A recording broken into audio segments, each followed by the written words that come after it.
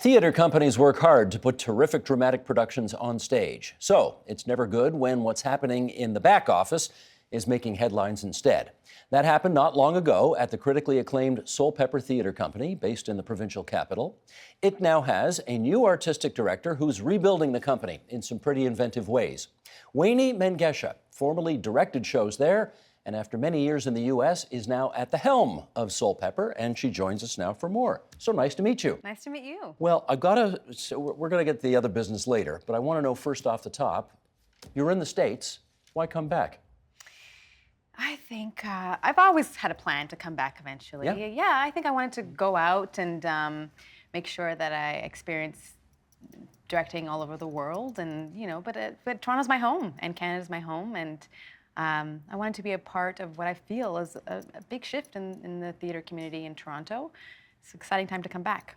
What role has Soulpepper played in your life? Oh, a really integral one. I was part of the first cohort of the Soulpepper Academy, which is a 2-year paid training program. And coming out of, I had already done a commercial production at that point, but I was 25. So it gave me this opportunity to have 2 years with a lot of financial security and just the room to dream and experiment. And I credit it to where I am now for sure. So the place is a bit in your DNA then. It is. You go way back. I grew up there, absolutely. I want to just give a little list here of some of the productions that you have directed. To Kink in My Hair at Mervish Productions, and then with Soulpepper, Father Comes Home from the Wars, A Raisin in the Sun, Streetcar Named Desire, Kim's Convenience, and now Jesus Hopped the A Train. And I want to know just off the top, is there a commonality of something in all of those productions that made them particularly resonant for you, that you felt, I need to be a part of these shows? Oh, right. That's a good question. Yeah, probably in all of the work I do. I'm excited to tell the stories that don't often get told, that have, I would say, complexity and that don't sort of try to give you an answer, but try to pose a question. I would say that's the commonality. I think also a lot of these shows, 2008, when we did A Raisin in the Sun at Soulpepper, it was the first all-black ensemble on stage. And so I think those are some of the traits that are similar. Cool. What made you want to go from directing to running the whole dang thing? Yeah.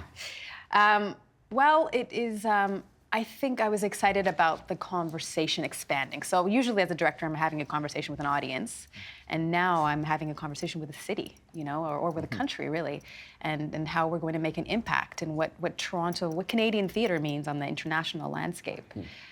So that challenge excites me. Can you just help us understand what the distinction is between directing the play and running the whole company? What new and other responsibilities do you have to take on when you become the director of the whole thing? Well, it's when you're directing a play, you're curating that piece. You're making sure all the elements come together to really create that world of that show. And I'm doing a similar thing to create the sort of the cultural world of the theater, of the space. When you walk into that space, how you feel welcomed, your audience experience, how you feel the season comes together and has a sort of a curatorial, contextualized curatorial element to it. So you pick the plays? Yes. You pick them all? I pick them all, yes. Well, with my team, of course. Right. Yeah. But you're the decider, ultimately. Yeah, there has to be somebody who has to take responsibility if it doesn't go well. Right. That would be me. But yeah, we have a great artistic team. And a lot of, we were founded by 12 artists originally, so there's a lot, it's very artist-led. So, but yes, together, we put together, I helped to curate the season, and also any other ancillary programming that helps to enrich audiences when they're watching the shows. Fundraising? Yes. Huge part of it? Definitely. I mean, we have incredible development team, but I have to talk about what the vision is. I have to talk about we have really incredible donor community that's been very close with us from the beginning, and so we keep those relationships alive and inspired. I am holding in my hand the program for your latest, Jesus Hopped the A Train. What's this play about? This play is it's a story of a young boy, Angel Cruz, and his experience through the prison system and the people he meets along the way, the attorney, another inmate, and all of the sort of the ways that they affect him in his own sort of road to redemption, his personal one. Set at Rikers Island in New York. Set at Rikers Island in New York City, written 20 years ago. So why this play right now for Toronto? Well, I think, the issues, which, one of the threads is about the racialized community in the prison system. And those issues haven't gotten any better. There's still a grossly disproportionate amount of Indigenous and Black people in the prison system in Canada, and something that we're looking at. And I think that's one aspect of it. And the other aspect is again, the complexity of it asks us to also look at things more philosophically. It's a 2-hour play. It's a ride right through the prison system and all of the details that come with that. But it also gives space to have real discussion around what we think is good and what we think is bad and moral judgment. And I think in this particular moment and climate where it can feel sort of less gray and quite good and bad being sort of on social media being claimed quite quickly, I think it's good to have this time to sort of sit and think about these things. I don't know how to answer this question other than just to ask it straight out, okay? So here I go. Your audience is overwhelmingly older and white, and this is a play about people who are younger and racialized. And I wonder whether you are at all, do you have to sit down and think to yourself, I wonder if my older white audience is going to either get this or appreciate this or be into this or, all of those kinds of questions. You do. Of course, I think about that. Yeah, definitely. As that's one of the things that I think about a lot as an artistic director is how we are a community hub, how we're bringing different communities together. And I've been I can say now that we're 2 weeks into the run, that people are excited about understanding each other. And a lot of people have just told me, some of those older audiences members saying like, I've never spent 2 hours in Rikers prison. I would never think I haven't had this kind of this just chance to have this intimate experience and understanding these particular characters. So that's what theater's supposed to be. It's supposed to be a bridge. And our audience is quite sophisticated and they're excited about the challenge and the new voices that we're bringing into the building. But as well, and I don't say this with any hint of criticism, but a lot of people like to go to the movies or theater just to see stuff that makes them very comfortable and is right in their wheelhouse, that doesn't force them to really confront hard things in society. Right. And that's not what you guys are about, is it? It isn't. It isn't. And I think, with that comes responsibility, which is why we have these community conversations where we have opportunity for the audience to have a dialogue with the artists. Now that's interesting. You do that after the show, right? We do that after the show. After the show, and you have a kind of a Q&A with the people in the play.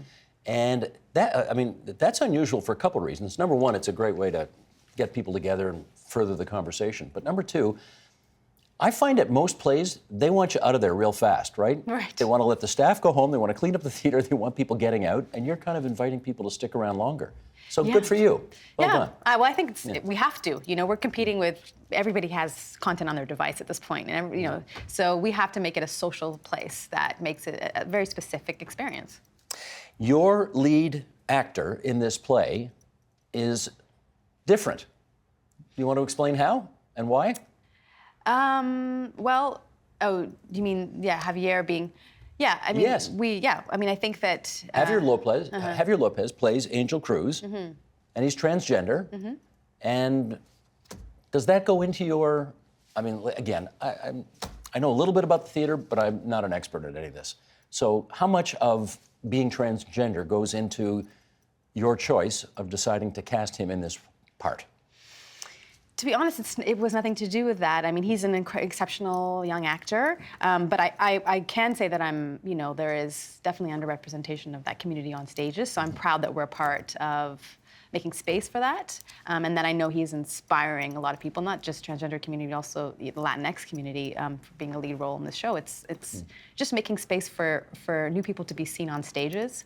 I think I'm excited that it's going to inspire a lot of young artists. Because I'm guessing the unemployment rate among actors is probably something like 90%. And I bet among transgender actors it's probably 99%, right? It's tough, It's tough. it's slowly changing in the media, and I'm excited to be part of that movement. You are making your productions free, have I got this right, to anybody under the age of 25? That's correct. Okay, this is, like, I'm just trying to imagine how you went before the board of directors or something like that and said, I got this great idea. We're going to let a whole bunch of people in for free. And I'm wondering what the quizzical looks back at you were when you suggested that. Well, you have to also follow that up with having some incredible sponsorship and support. We have Sun Life supporting that program. But we have to make radical gestures at this point. We have to ensure that there is a theater audience that's going to be here for the next 10 years, and that people, and we're seeing those numbers decline. So this is a radical gesture that says, this is your space. And we've already seen, we've launched a program January 1st, 1,000 tickets being used by these young people. And also, we're really proud to say we have like an 80% capacity in most shows, but there's always this 20% gap. So why not use that to build our future audiences? They're helping us with, they're all on social media talking about the shows that they're seeing. They're getting really involved. They're bringing their grandparents, as opposed to what used to happen with the grandparents bringing the child, and they're sort of taking ownership in the theater, and they're having a dialogue with the kind of theater they want it to be. So when they turn 26, they are our patrons.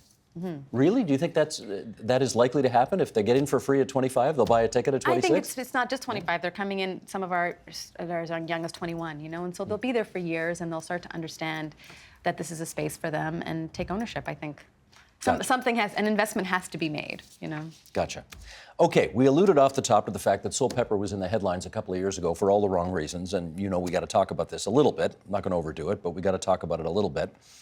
How much support do you think the theater company lost after the revelations about Albert Schultz and the Me Too business, after all of that emerged? I think we've had both. We've had some people sort of sit back and go, like, I want to know what's going on here, and we've had some other people step up even further than they already had been. And so we're definitely still always fighting to make sure that it's sustainable and that we're expanding our donor base. But the community and a lot of the academy graduates, which now we're almost 50, really rallied around the company because we're a community of artists at that building, and our work is continuing to affect people, and I think the donor community is seeing that. So it's slowly building itself back up. Of course, with any crisis, there's going to be a time of transition, and I'm not going to say we're out of the woods, but we are moving along, and people are really stepping up and helping to fill those gaps. If you're not out of the woods, what are the woods that you are still in? I mean, it's a not-for-profit theater, so we depend on the philanthropic community, and we're ambitious. Training is a big part of what we do. We have a robust educational department, and it's integral to what we do there. So to maintain all those programs, we need the support. Is all of that still discussed in the theater community? Yeah, I think it happened across our sector. In the last 3 years, there has been 7 new artistic directors appointed in Toronto alone. And also all over North America. It's the largest turnover that there's been in decades. So this was just a part of it. I mean, it asked everybody to re-examine our models and how we're working. So I think it's a part of a larger discussion. Yeah. A lot of the complaints around the film world is that it's hard for people of color to be recognized, and especially difficult for female directors to break through. And if you watch the Oscars this past year, I guess just a couple of weeks, or when was that? Was it last week? Last week. Yes, it was, yeah. Yeah, we saw lots of evidence of that. Is that the case in the theater world as well? I wish I could say it wasn't, but it's slowly changing. When I left 10 years ago, I was 6% of Black women of color were directing across the country. And it's starting to change, definitely. With the new 7 artistic directors, we have a lot of women of color actually running some of the theaters now, and people with different experiences. It's definitely shifting, and I think it has to shift on that level for it to trickle down and affect every level. So there are some major things happening. I'm feeling really encouraged by our city, and it's a dynamic time right now for theater in Toronto. Can we just put a little more concrete evidence on this? Like, obviously, because you are who you are, you would presumably make different artistic decisions and choices than somebody who was a 70-year-old white man who came over from London, England, or something like that, right? Possibly, yeah. Can you? Yeah. Okay, you say possibly. Interesting. Can you give us an example of how those two different people might make different decisions? I won't say possibly because it's about people's life experiences, and definitely, I grew up with a specific experience, so I'm going to want to see that reflected on stage. And not only just I'm going to see my specific experience on stage, but I'm going to understand being marginalized and just have the curiosity to know that there are things that other communities really need the chance to sort of share and tell people. And so there might be somebody else who's had an experience of marginalization that I don't know about. That's the reason why I say possibly. But I definitely think that we need to put people who've had different experiences to leading these companies, because they have different communities, different networks. It's the way we're going to get different audiences to come. Our demographic has already shifted in a year, remarkably, that in our audiences. And I think it's testament to who we're putting on our stages and who we're engaging as directors. Well, there's certainly one thing about your background that is different from any other theater director that I have ever heard of in my life. And that is, who was your great-great-grandfather? Yeah, he was the Emperor of Ethiopia, Haile Selassie, yeah. That is unbelievable. I mean, there's a picture of him right there. You obviously never met him, but how did you find out that you were his great-great-granddaughter? That's a funny story. Yes, he died a couple years before I was born. My parents didn't tell me. I thought maybe that was a bit intense for a 5-year-old. But when I was in grade 2, my teacher came to school with a newspaper that had my father on the front, and it said Prince Mengesha is looking to the Canadian government for support in the release of his mother, who's in prison in Ethiopia. And my teacher said, "Isn't this your dad?" And I was like, "Prince Mengesha?" And so I went home and said, "Mommy, am I a princess?" And this is when they said, "Well, here's the details." So that's how I found out. I was 8. And yeah, I sort of, my grandmother and her sisters, they were all released when I was 13 from prison. So I sort of had a wave of understanding all my history when I was a teenager. So you are, I don't mean to be facetious about this, you are part of a royal family. I am, yes. You are? Yeah. What is that like? Well, my son says, "Are you a princess?" And I said, "Well, actually, technically, I'm not. I was not coronated, so I'm not. But your grandfather is a prince." Funny enough, like a lot of the stories we don't know from so many people who've come here from different places, I grew up in a pretty standard Canadian way. But I did go back at 19 when Haile Selassie's body was released to our family. And when for the first time, I went back to the country with my family who was in exile. It was an imperial state funeral. So it was definitely a wild experience for me, sort of going back and understanding my family history so intensely in that moment. I think it's made me, it's the reason why I'm a storyteller, that the narrative that I found out about myself was very different than the narrative I saw on TV at the time. I think simultaneously, when I was 8 years old, "We Are the World" was the hit song on TV. So I was singing a different Ethiopia than the one that my parents proceeded to tell me about. So I think that's what makes storytelling so powerful in my mind. Can I make a suggestion? Sure. You have got to write a play about this at some point. Don't you think? I think so. This is to find some investors. This is like and 110% great fodder for a play. Yes, I will show up. Yes. Well, then we'll put that on the list. Yeah. Take that under advisement, okay? Wayne, it's so good to meet you, and we wish you well with Jesus Hop the A Train, which runs until the 23rd of February at Soulpepper. Thank you Great so to much. meet you. Thanks for having me. The Agenda with Steve Paikin is brought to you by the Chartered Professional Accountants of Ontario. CPA Ontario is a regulator, an educator, a thought leader, and an advocate. We protect the public. We advance our profession. We guide our CPAs. We are CPA Ontario. And by viewers like you. Thank you.